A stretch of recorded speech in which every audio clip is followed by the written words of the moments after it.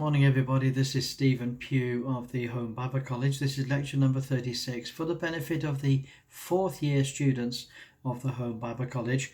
And we're talking about the Christian minister in these lectures. And in this particular one, we talk about the Christian minister and church leadership.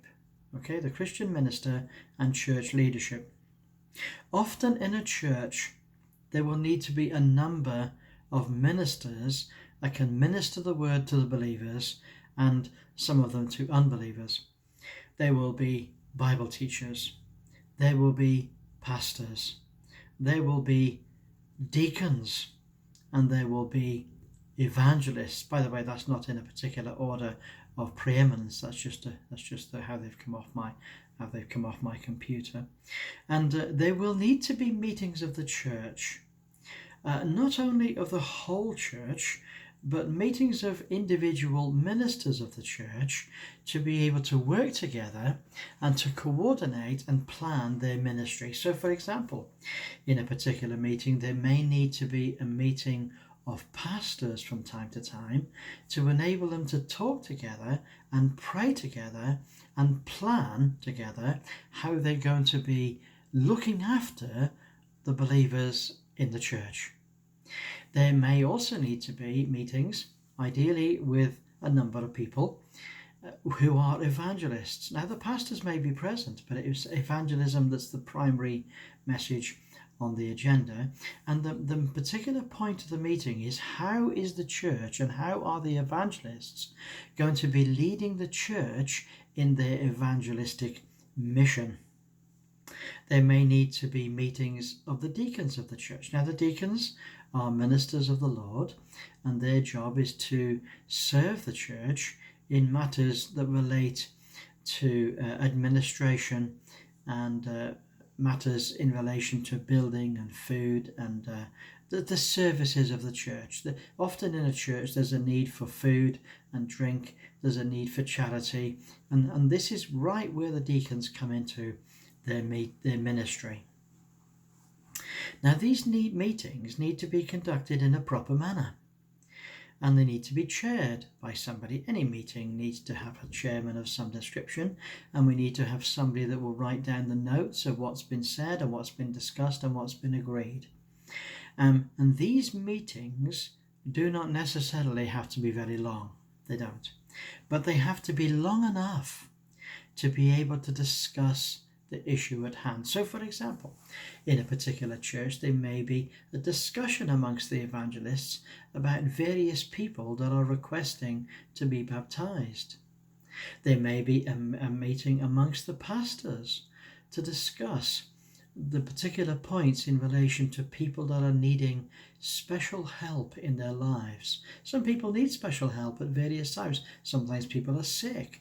Sometimes people are unwell. Sometimes people are just confused. Sometimes people need spiritual help in all sorts of different ways. And there needs to be a meeting of those in the church that are called to be pastors that will enable them to be able to address these issues and help these people. There needs to be, for example, amongst those who do the Bible teaching, a discussion to talk about what is it that we generally at the moment are teaching.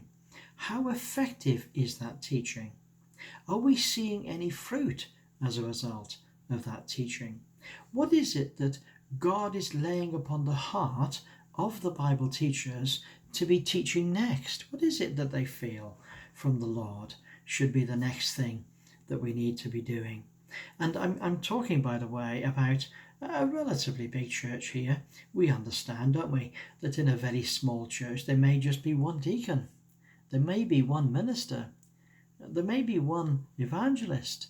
Of course, that's not really the ideal, and most definitely in most larger churches there are a number of people that can be pastors, there are a number of people that can be evangelists, and a number of people that can be deacons.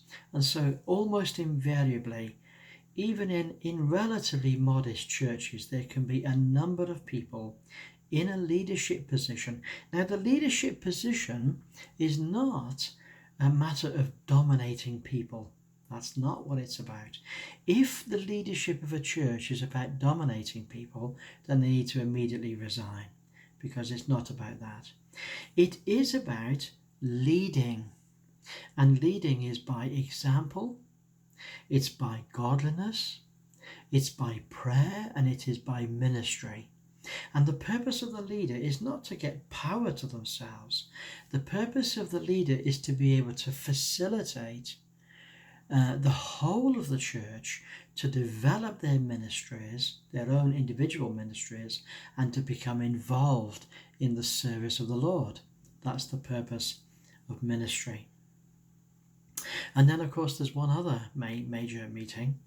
The Christian minister needs to be involved in church business meetings.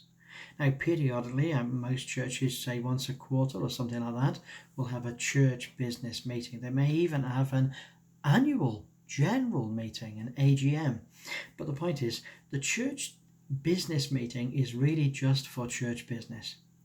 It's an opportunity for the whole church to gather together with all the ministers and with all the believers to talk about what's going on, to enable people to have a voice, to enable the church to feel as if they're actually involved in some way in the ongoing work of the church. Churches that don't have a church business meeting where everybody is invited to come along and listen and participate are churches that stagnate.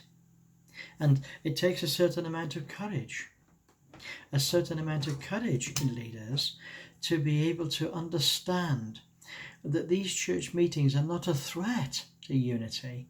They are the means of unity. And they give people an opportunity to say things in public that they're saying already in private. That's the purpose of the church business meeting. And of course, in the church business meeting, there's various issues that need to be discussed. We need to talk about the work of the treasurers. We need to talk about the work of the deacons. We need to talk about the work of the Sunday school.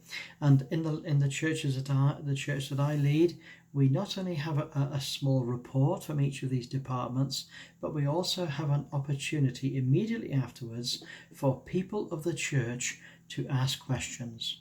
Okay? It may be the only time in a sort of a fairly formal way in which they can ask questions of the treasurer, or in which they can ask questions of the Sunday school teachers. And this is a very, very, very important thing. It's not just about the leaders leading. It's about bringing everybody on board together in the church and help them to understand that we're working together. Okay, so there's certain people that lead, but there's also certain people that follow. And we've got to make sure that we keep people on board. We've got to make sure that people feel part of this thing that we're doing. And so therefore, the Christian minister then, he needs to understand leadership. Leadership is something he needs to understand. He needs to be able to explain where we're going next. And he needs to be able to bring people on board. And he also needs to be able to work with others. You see, leadership is a team thing. We always do it within the context of a team. So this is another skill that the Christian leader has. He is a leader. He is a leader. Well, God bless you. We look forward to catching up with you next time. And keep well. And God bless you all. Bye for now.